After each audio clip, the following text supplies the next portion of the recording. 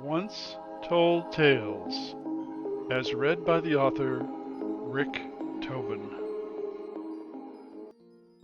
Sahara, the horse with rainbow wings. Once there was a tiny village called Nowhere.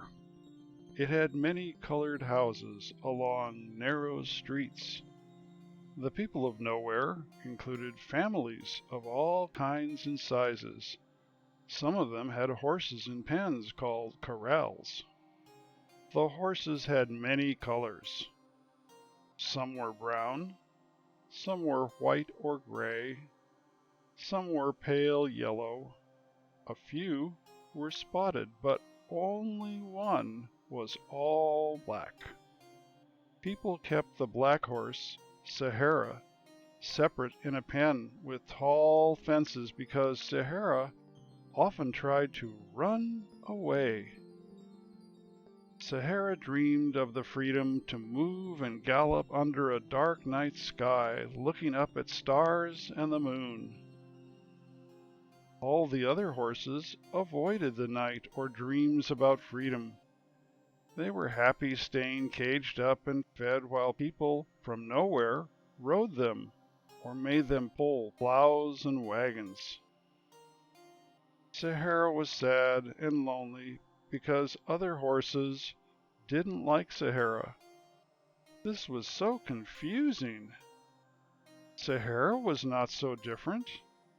They were all horses. They all had 4 legs and manes. They all had tails. Sahara could not understand why the other horses did not understand they were alike. Sometimes a little girl from Nowhere brought Sahara big, shiny red apples to eat. She would put one barely inside the fence before running away, giggling. The apples were sweet and delicious, especially on hot days. Sahara wished more people brought apples, but most of the people of Nowhere ignored Sahara. Other horses were jealous that Sahara got a treat from the little girl. One night Sahara looked up at the full moon and made a wish. Moon, moon, so very high, while you watch me far below, touch me with your gentle glow, and make a way for me to go and fly from here so far away. That was a magical night because there was a blue moon. The blue moon heard Sahara and smiled. It sprinkled moon dust onto Sahara's back during sleep. The next morning, Sahara woke up to find it had 2 new, powerful, rainbow-colored wings. Sahara was amazed. No horse had ever had wings. It made the horse light as a feather. The wings moved up and down as if a light wind was pulling them. Both wings were clear like glass, but full of colors of the rainbow. Their rainbow colors shined out from the wings as they flapped up and down. Other horses were scared. The people of Nowhere didn't know what to do. Some laughed at Sahara.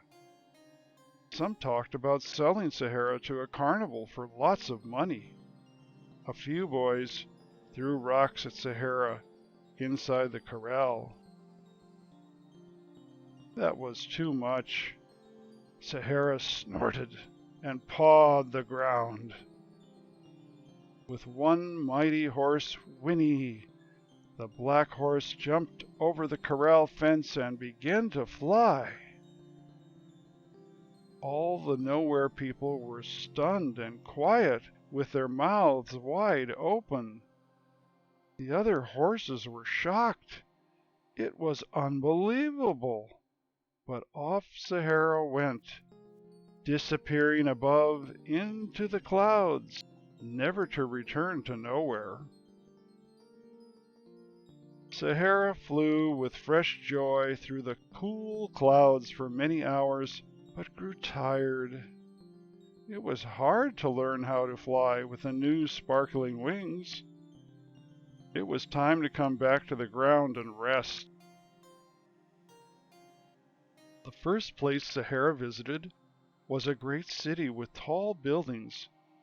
It was noisy, smelled bad, not like the cleaner air in nowhere.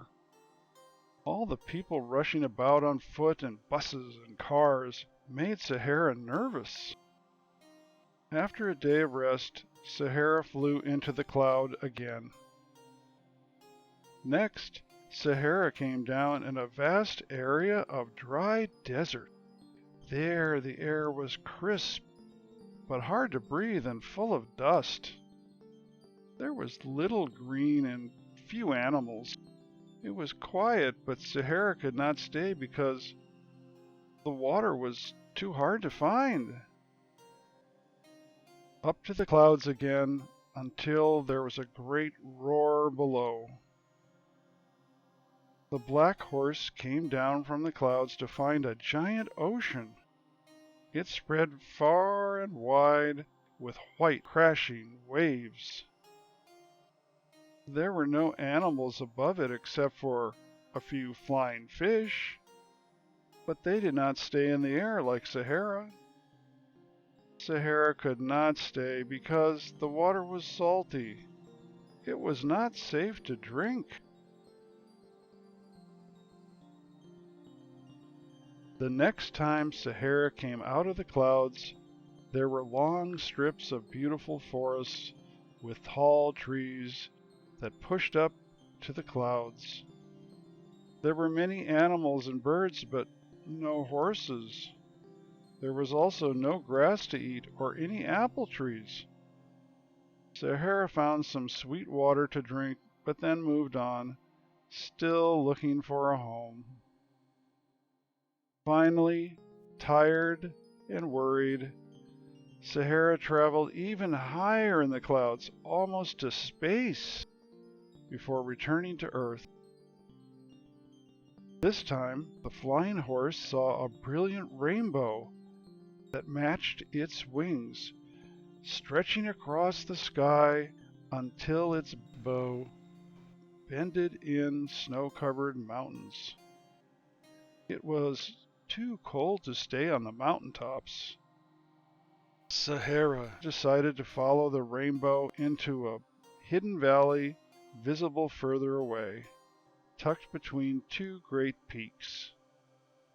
Sahara was thrilled to see the green meadows and trees filled with bright red apples along the stream running through the valley. But Sahara was so tired and wondered if this was a safe place to finally rest from all the travels. Sahara grew weak when descending down between the mountains, following the colors of the rainbow that glowed through Sahara's rainbow wings.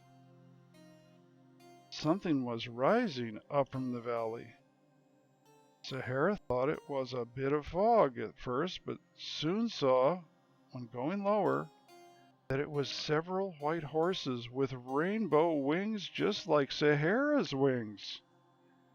Soon, other horses of many colors joined them in the sky as they slowly reached the ground to the grassy meadows filled with every shape and size of wildflower, surrounded by groves of red apple trees.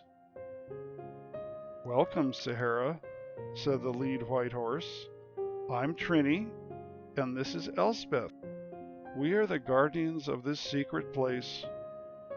Only horses with rainbow wings can come inside our valley. We are so glad you came to live with us." Sahara was never sad again, and had red apples to eat at any time. All the winged horses lived together happily, flying high in the air any time they liked, day or night, in the magical Rainbow Valley, where Sahara found a home and a family.